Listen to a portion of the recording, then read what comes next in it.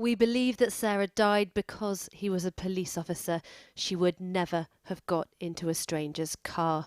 The words of Sarah Everard's family today, as the report found the man who abused his position to murder her could and should have been stopped. Last night there were dramatic developments when the Metropolitan Police announced one of its own serving officers was being questioned about her disappearance. Wayne Couzens used his police warrant to stop and convince the 33-year-old she was under arrest as she walked home. Instead, he kidnapped, raped and murdered her. The Angiolini inquiry today found that he'd moved seamlessly between forces without thorough vetting, with red flags missed or ignored. Without a significant overhaul, there is nothing to stop another Wayne Couzens operating in plain sight. This report tells us that Kent Police failed not once but twice to adequately investigate allegations of indecent exposure linked to him in 2015 and 2020. So too the Met a year later. But it's that 2015 allegation recorded on the police database that should have rung alarm bells. Instead, the Met cleared his vetting 3 years later. I was advised that Metropolitan Police representative that even if they had been aware of the information that was now available, they would have appointed him in any event. And as I said earlier, I just found that an astonishing proposition. I agree with Lady Eilish's statement that it was an astonishing conclusion that was put to her in early 2022 that the vetting decision was correct. That is not my team's view now. What this report does, it paints a deeply disturbing picture of us starting from an astonishingly low base. And that's what we're moving on from. The Met Commissioner said since 2021 the force had nearly doubled the failure rate for prospective officers. Kent Police, meanwhile, apologised for its flawed investigation. Today's report calls for a nationwide review of all allegations of sexual offences against officers on the Police National Database and, crucially, a radical overhaul of revetting and recruitment. The Home Secretary today announced measures to target officers with criminal charges. I can announce today that there will also be an automatic suspension of police officers charged with certain criminal offences. The policy doesn't, however, cover pre-charge allegations or links to them, like that of 2015 against Wayne Couzens for indecent exposure. The inquiry uncovered credible evidence of further sexual abuse by him, including the sexual assault of a child. All paints a picture of a man who should have been nowhere near a police force. Sarah Everard!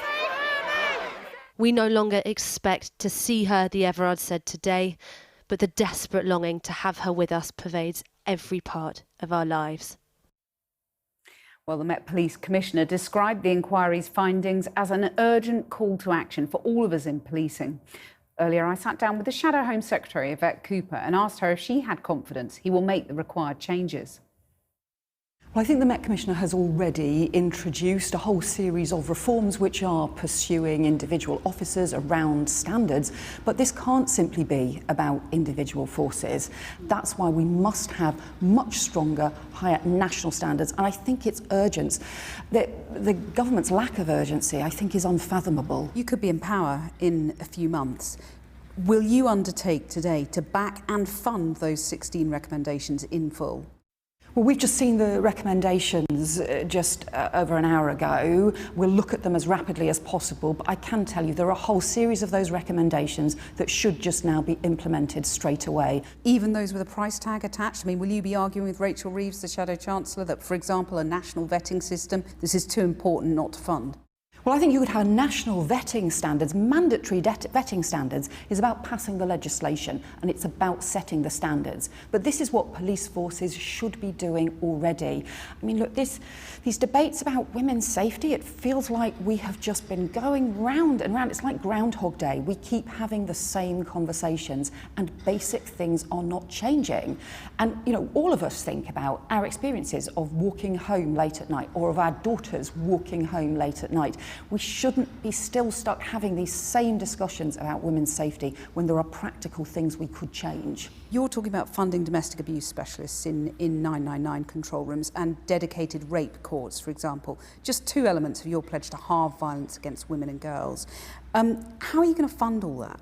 Well, one of the things that we're doing with the 999 specialists, that is something that's already happening in Northumbria. So we think that could be implemented in police forces and in control rooms right across the country. Well, how much will that cost, to take that example in particular? The cost is limited because it's things that some police and crime commissioners are already doing. The chair of the Women and Equalities Committee, Caroline Noakes, Conservative MP, said that domestic abuse services should be made statutory, i.e. funded by central government, just as children's services are.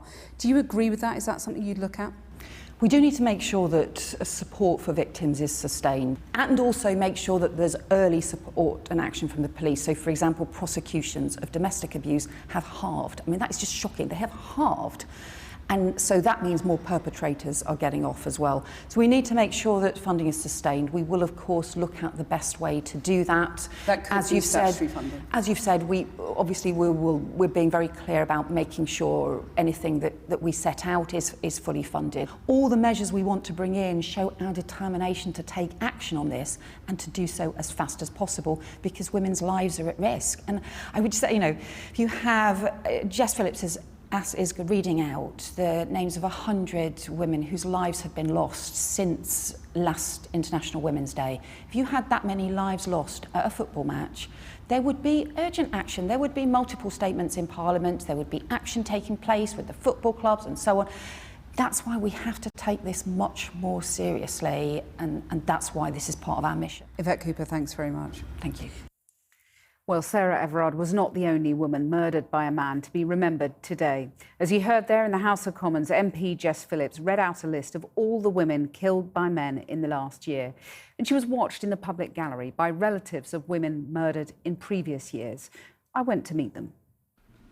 Beryl Purdy. It is the 9th year running that Jess Phillips has delivered her list of all the women killed by men. Bernadette Rosario. Sarah Batesman. An unnamed woman. Immediately I think of the mother, the father, brothers, sisters, friends. The ripple effect is enormous.